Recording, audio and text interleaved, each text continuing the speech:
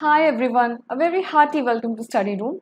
I am Pratyaksha, your history teacher, and today I'll be discussing with you chapter 1 of History of Grade 10, The Rise of Nationalism in Europe.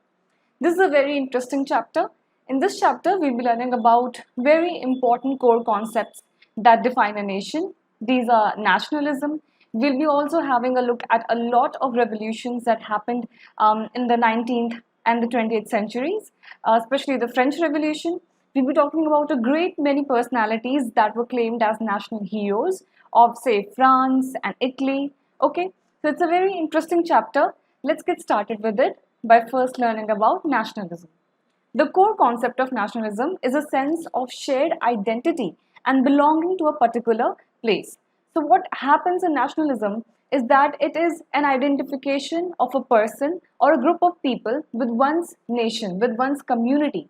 That identification could happen through language, could happen through religion, could happen through culture, could happen through many other ways that give those people, those group of people, a sense of unification, okay, a sense of unity. All right. So nationalism is an idea that a group of people have a pride towards their own nation, right? A sense of pride, a sense of unity towards their own nation, a sense of idea toward that particular country, toward that particular nation it holds for. All right. Nationalism, it emerged as a force in the 19th and 20th centuries. That means in the 1800s, okay, and in the 1900s. So earlier, there was no concept of nationalism as such. There were monarchies, there were absolute monarchies, there was no concept of a nation. Okay, there were kings and there were kingdoms, there were different realms of those kingdoms, all right. But there was no one solidification of a nation, a national idea or a national motto that this particular country or this particular area, this stands for, say, this symbol, all right, a particular symbol, a particular idea. Okay, so it was through the help of many revolutionaries, and it was through the process of many revolutions that this concept of nationalism came forth, especially in the 19th and the 20th centuries. The ability to establish one nation from many independent countries, like Italy came up, like Germany came up, okay, or even a single nation was broken into several countries, such as Austria, Hungary, and Turkey. All right. So earlier there used to be, even in India, for example, if you remember, there used to be so much land like Pakistan, Afghanistan, and towards the eastern side also, towards the parts of Tibet and China. There were so many parts that used to be one kingdom of India. There was no one national idea. All right. But when many revolutions happened, many people came up and they fought for a one nation, one ideal, kind of concept, then this idea of nationalism came forth, and it led to a bringing up, it led to a solidification of a country. It led to, an establishment of an independent nation, like say Italy, like Germany, or even one big realm was broken into several nations. Those nations were again, they were unified on the basis of language, culture, race, ethnicity. There are many different factors. Okay. Nationalism, it caused grassroots changes in Europe's political and mental arenas. Why? Because like I had told you that in Europe, okay, there was the concept of kingdom, there were kings, and there were other people who used to work for the king. All right, there was this royal family ruling at the core. Okay, there was no concept of a nation, there was no concept of independent citizens. All right, everyone was dependent and everyone was answerable to this kingdom, to the particular king or queen of that kingdom. Okay, so when nationalism, it happened, when nationalism occurred as a major phenomenon, it caused a great disturbance in Europe's political as well as mental mindset. Nationalism is a sense of commitment to a specific location, like I told you, regarded in respect to its culture, in respect to its language, folklore, even food. Yes, even food and costume style, the kind of dresses a person chooses to wear. All right, that adheres to a particular nation. Okay. So it's all related to politics, like you have here Dwight Schrute, if you're familiar with this character. It's all related to a politics of a nation. Okay, how a particular nation represents itself.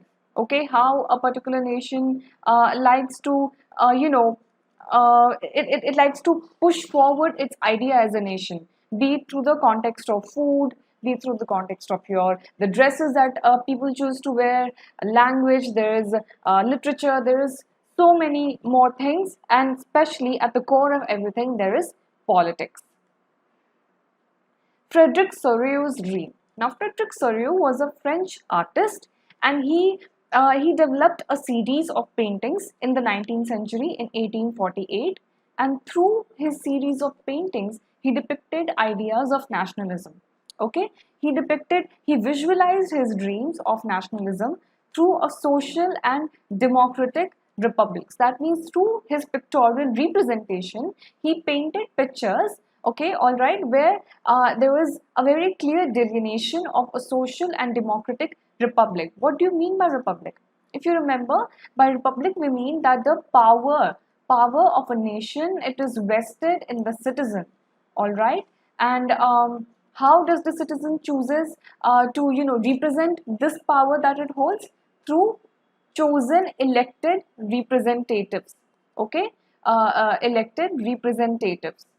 So in a republic, citizens, they hold the power. There is a a power dynamic between the ruler and the citizen, and the ruler that is at the head of that particular nation and the particular republic. It is actually a chosen and elected representative nominated by the citizens of that nation. It is not a monarch. It is not a person that has absolute power over those citizens, but it is rather a person that is chosen by these citizens. Okay, so Frederick Sorrew in 1848, he visualized of social and democratic republics. Okay, and he presented his dreams via a series of paintings. Like you can see here in this picture, the dream of worldwide democratic and social republics, the Pact Between Nations, a print prepared by Frederick Sorrew in 1848. So over here, you can see Jesus, in the clouds and other gods, all right? And there are people who are holding flags, different flags, corresponding to different nations. So basically, this is an idea of a nation, all right? And God over here on the clouds is, kind of an indication that it's all it's all a creed of God. It's all a faith of God. It's all what God wants for us. All right. And in the ground, there are people. They are representing their nations. They are representing that power that is vested in the citizen of a particular nation. So Frederick Sorrew, he also personified liberty as a female figure. So the concept of liberty, the concept of freedom, he personified it. He gave it a tinge of human identity, and he personified the concept of liberty as a female figure. You can easily recognize this by the torch of enlightenment that she bears in one hand and the charter of the rights of man in the other. So if you can remember through this representation, it is none other than the Statue of Liberty that we have in America. Okay, so it was Frederick Sorrew. He was the first person to personify the concept of liberty, and he personified it as a female figure. In Sorrew's utopian vision, the people of the world are grouped as distinct nations, identified through their flags and national costume. So, utopia, okay, utopia is a concept, is an ideal concept. Ideal, by the word ideal, means that people, they, people, they vision for that particular concept to come true. They try their best to, to they try their best to propagate those particular notions into their day-to-day lives. Okay, so this utopian vision that Sorrew had, this ideal vision that people would live together in harmony and people would live in collections, that they would have the power to choose their elected representatives, and they would have the power to be to live, to reside in a proud nation. All right, so in Sorrew's utopian vision, he he painted people belonging to distinct nations, like we had seen in this picture over here, in this painting, that people, they are carrying their respective flags. Okay, so distinct nations, people belonging to distinct nations, and how are they identified? They are identified through their national flags.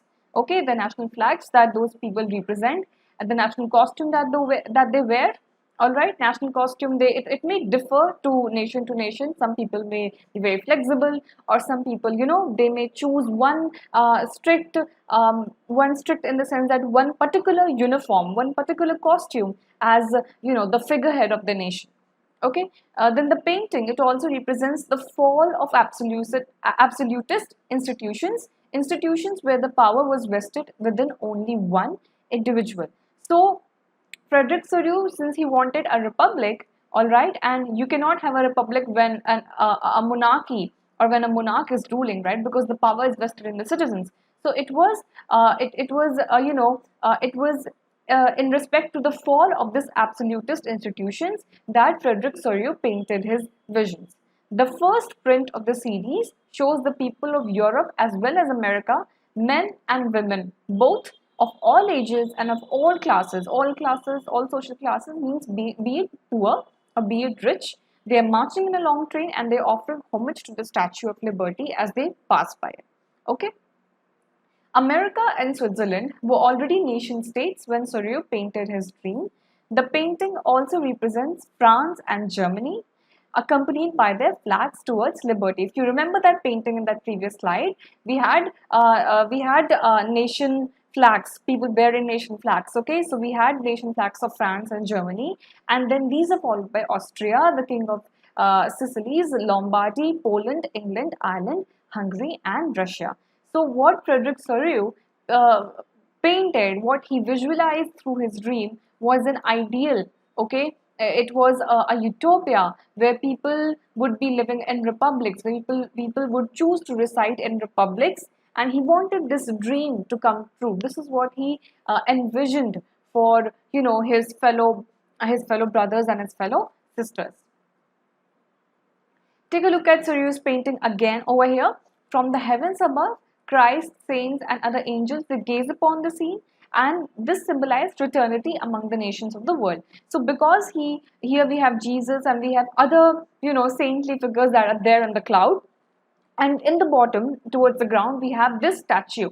All right, this is the Statue of Liberty, that female figure that Sorio had personified, that figure that has a torch in one hand and a human right charter in the other hand. Okay, and then we have people, they're walking in groups, they're representing their particular nations. All right, and they're wearing specific costumes, they're wearing specific clothes that represent their nation, that represent their own idea of nationalism. What is a nation then? A concept of a nation is then formed by a common language, race, religion, or territory. All right. So, first of all, you have to look for a territory. Okay. Then you have to look for the people over there. How are the people there residing? What are the languages that are being spoken there? What kind of religion those people practice? Okay. And a nation, the concept of a nation is then formed by keeping in mind in all these things, whether a particular nation wants to be dominating, where a particular nation wants to hold just one religion as a dominant religion, or where a particular nation wants to be secular, like India is. That is, propagating all the religions in one harmony. Okay, a nation state is one in which the majority of its citizens, they came to develop a sense of identity and a shared history, a shared origin. Okay, so you cannot just randomly collect people of one territory and from the other, and you can call them a nation. No, there has to be a link, a connecting link between all those people, a connecting link of shared language, shared identity, shared religion, and shared past, shared history. What all those people, if not they themselves, then what all the forefathers of those people, the earlier generation, what they had to go through as a nation, what they had to sacrifice in order for that nation to come up as a as a prominent nation head. All right. Ernest Renan's concept of a nation, the French philosopher Ernest Renan's, he in 1882, again in the 19th century, he gave a concept of a nation that had these characteristics. A nation is the culmination of a long past of endeavor, sacrifice, and devotion. So this is basically that. It is basically that shared history, right? This is about the shared history, the past, say, trauma or what descent a person is coming from. All right. So a nation is the culmination of a long past of endeavors, shared sacrifice and devotion. Then a heroic past, glory, great men. That is the social capital upon which a national idea is based. So this is, you can say, as pride, the national pride. Okay, the joy, that feeling of elatedness that one, that one has belonging to a particular nation. And a nation state is also supposed to have its own government. Of course, a nation state is supposed to have its own government, its own ruling party. Okay, so these are the three characteristics that Ernest Renan gave in the concept of his nation. Moving on, we will be learning about the French Revolution and the idea of a nation. Till now, you have learned that what do we mean by nation, the concept that nationalism stands for. Okay, now we will be learning about the idea of a nation through an important revolution, the revolution that happened in France, the French Revolution. And we will be also learning about an interesting personality, Napoleon Bonaparte, what were his agenda, and how he came forth, how he propagated the French Revolution. Let's get started. The French Revolution and the idea of a nation that was propagated by the French Revolution. This revolution is regarded as one of the milestones of history. Okay, it not only dealt a severe blow to monarchy, but it also gave a very new concept of nationalism. Okay, and it was with this revolution that the idea of a nation, that what does it mean to have a nation, that was the talks were going on. Okay, but it was through this revolution that this idea of nationalism, it was on a pedestal. Okay, the French Revolution it lasted for 10 years. It started in 1789 and it lasted to 1799. It's 1789 that we say that the French Revolution was started. Okay, in 1789, the French Revolution marked the first clear start of nationalism. The concepts of les patries, that is fatherland, and les citoyens, that is citizen, emphasize the idea of a cohesive society with equal rights under law. So there are three very important, concepts that French Revolution put forward. Okay, these concepts was equality, liberty, and fraternity. I am hoping that you must be a little bit familiar with these ideas. Okay, equality, where you have equality for all. Okay, equality for all means equality for all social classes. All right, liberty, freedom. We citizens have the right of freedom, right to speech, right to some action. Okay, some directive principles, some concept of fundamental rights. Okay, and fraternity. Fraternity means brotherhood.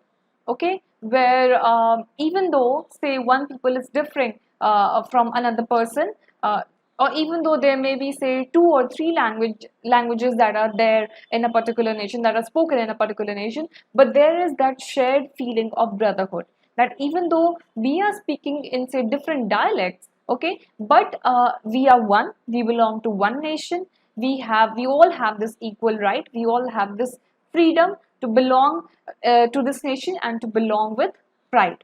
Okay, so the tricolor, the new French flag, was adopted while this French Revolution was going on, and was adopted to replace the former royal flags. So royalty, it was sidelined. Okay, it was abolished, and what came forward?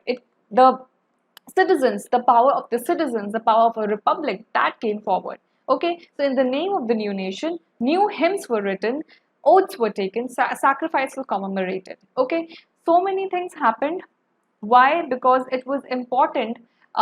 It was all important for the idea of a nation. It was all important for the idea of nationalism.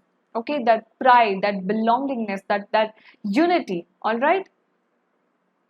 A centralized administrative system was put in place and it formulated uniform law for all the citizens within its territory. So, what this French Revolution propagated was that there would be no royals ruling over us, all right? There would be no monarch with absolute power ruling over us. Rather, you would have an administrative system that would be centralized. That means that would be available for all the citizens, okay? And that would formulate uniform laws, means that will formulate equal laws for all the citizens within its territory, be it poor, be it rich, be it say belonging to some middle classes, be it the king, or be it just one say simple peasant. So there would be no demarcation between that king and that peasant. We would have equal laws for everybody. Internal custom duties and dues were abolished and a uniform system of weights and measures were adopted. All right, so be it in judiciary or be it in how taxes were being levied, what kind of money are you giving to the government, all right, all of these things, they were all reformed, all those measures were rechecked, and everything it came formulated that ultimately you would have equal law and equal rules for everybody. Regional dialects, they were discouraged and French was spoken, written in Paris. That became the common language of the nation. So to formulate the the idea, the identity, say of nationalism, now of course now this concept of nationalism is now it's very much developed. So we may have say two, three, or in India there's so many languages, different languages, all right. Even though Hindi we say that is the prominent or the dominant language, but despite that there are so many language, there are so many people, they speak so many dialects, after every say 100 200 meters you would be encountering people who may say, who may be practicing some different kind of dialects, you may never know, okay. So but when this idea, when this concept of nationalism was coming forward, all right, there had to be one language so that that could be used as a uniting principle for all the divided people, and that could be used as a force against the absolute power of the monarch. So regional dialects were discouraged, and French, since it was the prominent language and it also was the common language, apart from being the prominent one, and it was spoken and written very well in Paris, okay, that is why French was chosen as a national language. To depict a cohesive nation, fictional female allegories were deployed, like as Marianne and Germania. Okay, so some figureheads were stipulated. Some figureheads, they were pushed forward as representing a national identity, representing a national zest. That we are French, we are Frenchmen, and this is the idea that we will be propagating, not just for a single individual, but for everybody. Okay, so to depict that cohesive nation, fictional female allegories, fictional female, say, heads, all right, nation heads, they were put forward, and two fictional characters were developed, like Marianne and Germania. Jacobin Club. Now, this rise of nationalism in the French Revolution, it caused a sort of wildfire-like effect in the neighboring countries of France. Okay, in various cities of Europe, the French Revolution had considerable impact, and students and other members of educated middle classes, they began setting up Jacobin clubs. All right, now there were some people, okay, especially the middle classes, all right, because these people, they were neither under the very poor influence of the particular king, all right, or neither they were very in a very royal stance where they wanted absolute power. They were the people, say, the liberals one, belonging to everybody. Okay, so they propagated this nationalistic idea of the French Revolution, and many students, other members, teachers as well, and say some other classes as well, they started coming together and they started forming clubs, like you can see here in this picture. We also have women here, but it was usually men. Women of course were there, but the representatives, they were mostly men, because patriarchy was very well dominant at the time, and they formed clubs. These clubs were Jacobin clubs, and these were responsible for the spread of the nationalistic idea that French Revolution propagated, and along with this national idea, that those three proponents, equality, liberty, and fraternity. All right, these three ideas that the French were trying to propagate in order to crush the monarchy. Okay, so their actions and campaigns, it paved the way for French armies which moved into Holland and Belgium, Switzerland, and much of Italy in the 1790s. All right. With the outbreak of the Revolutionary Wars, the French armies, they began to carry the idea of nationalism abroad. So what happened is that while they were, while they were revolting against their in their own nation, all right, these French armies, these French people, along with the people of other nations, those who were inspired by the idea of French Revolution, they started propagating this idea. Outside of France as well. All right, because they wanted to reach this nationalism. Okay, they wanted to reach this idea of nationalism to as many countries as possible because they wanted to abolish monarchy. Okay, they wanted to crush that absolutism that some people, they had vested against such a huge amount of citizens. All right, so they wanted to do away with this nepotism, this nepotic monarchy. Okay, now we'll be learning about Napoleon Bonaparte, Napoleon Civil Code of 1804. Okay, Napoleon Bonaparte, Napoleon Bonaparte was, he was, he was a very, how do I say, he was a very phenomenal person. Okay, he was a very phenomenal person, and he was a very important military spearhead of the French Revolution. Okay, he was a very crucial figure of the French Revolution. He was the leader, you can say, of that French military army that propagated the ideas of the French Revolution. He was absolutely against the establishment of monarchy. He signaled the establishment of monarchy. Napoleon's rise signaled the establishment of monarchy in France, and on the other hand, brought revolutionary ideas and values to France. So, what is happening here is that he was actually against the idea of monarchy, that absolutist power. But when he was fighting for the French people and fighting by the courts of French Revolution, the irony here is that he, while fighting and while propagating those republic revolutionary ideas, those nationalistic ideas, he became the spearhead, he became the proponent of monarchy in France. Okay, so this is very ironic over here. I know, I understand. But the thing is, the kind of values, the kind of ideals that Napoleon had, that was very revolutionary in nature. All right. So the difference here is that even though he established monarchy, okay, and he was fighting against those all those royal people, all those absolutist power, and he wanted to do away with them. Okay, and by propagating the French Revolution, the ideals of the French Revolution. But the interesting thing, the ironic thing is that he himself, signaled the establishment of monarchy. But interestingly, he brought very revolutionary ideas along with him. Okay, he brought very revolutionary ideas. His way of carrying the administrative power, it was very exclusive. It was very exclusive as regard to the earlier power, but inclusive as regard to the people that he wanted to rule over. So through a return to monarchy, Napoleon destroyed democracy in France, but he incorporated revolutionary administrative principles in order to make the whole system more rational and efficient. All right. So he implemented a civil code, which is also known as the Civil Code of 1804, and it is popularly known as the Napoleonic Code. Okay.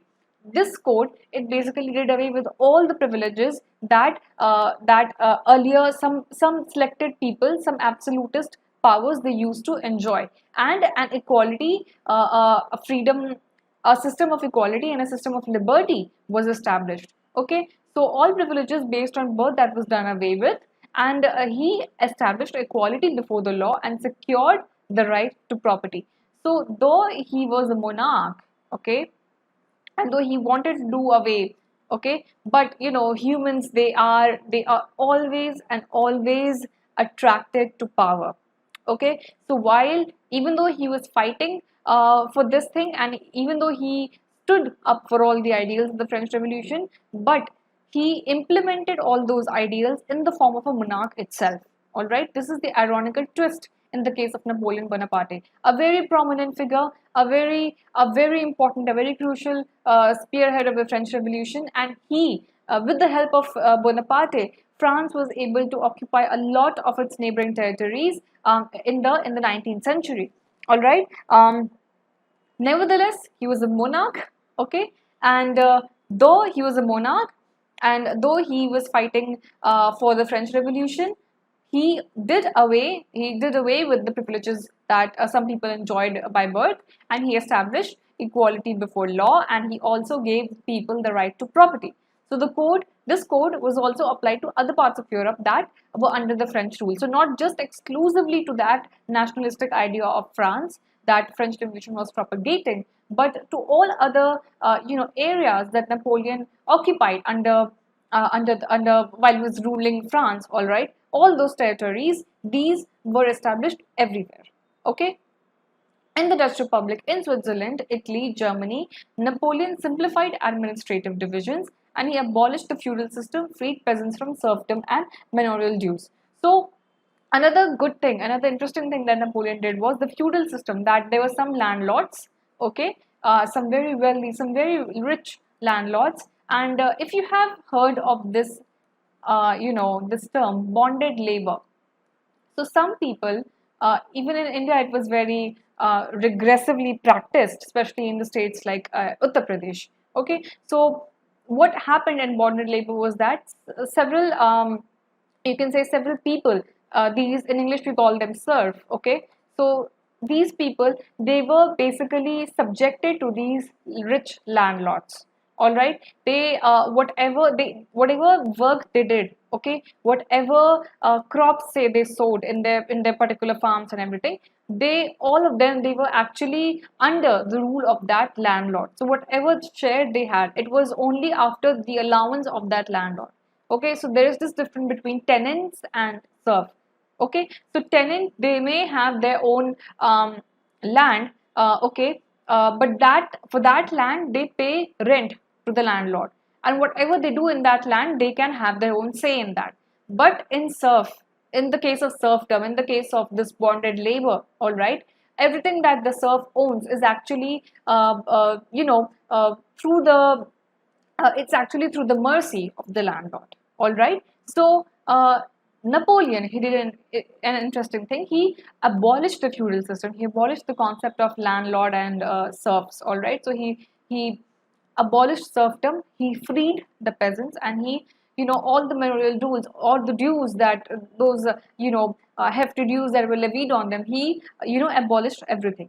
He Guild limitations were abolished in towns, transport communication systems were enhanced, peasants, artisans, workers, and new businessmen enjoyed a newfound freedom. So all the middle class people, or all the low class people, all right, that were first under the under the boundary and the limitations of the rich landlords or even the rich king, all right, he gave freedom to everybody. So though he was ruling over France as a monarch, as a single person enjoying all the power, but he never used the word king for himself. All right, he never chose to use this word because though he was a monarch, legitimately, technically he was a monarch, but the kind of administrative rules that he levied, he implied, were very, they were very citizen friendly, if I may use this word. Okay. Businessmen, small industrialists, and tradesmen, they began to recognize the value and benefits of this unified legal system. So all the middle classes, they began to appreciate the good work that Napoleon was doing for them. Initially, the French armies, they were welcomed as harbingers of liberty by people in other European countries like Holland and Switzerland, as well as in certain cities like Brussels, Maine, Milan, and Warsaw. So initially, all these French armies that were the proponents of French Revolution, all right, they were welcomed to, yes, please come, please teach us, please expand your idea, and please also help us to do away with this feudal system, to do away with this monarchy system. All right. But the initial enthusiasm, it soon turned to hostility as it became clear that the new administrative arrangements did not go hand in hand with the political freedom. Okay, increased taxation, censorship, forced conscription into the French armies. This required to conquer the rest of the Europe, and this all seemed to outweigh the advantages of the administrative charges.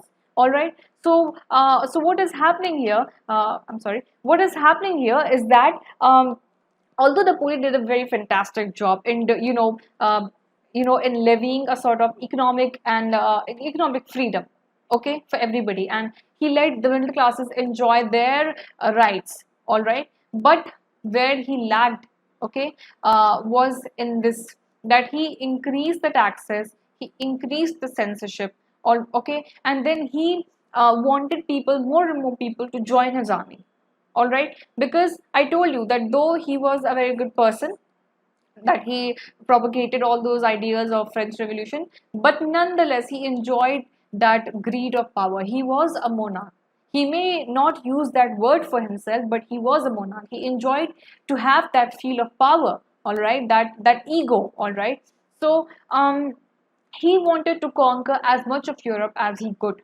For that, he needed army. For army, he needed men.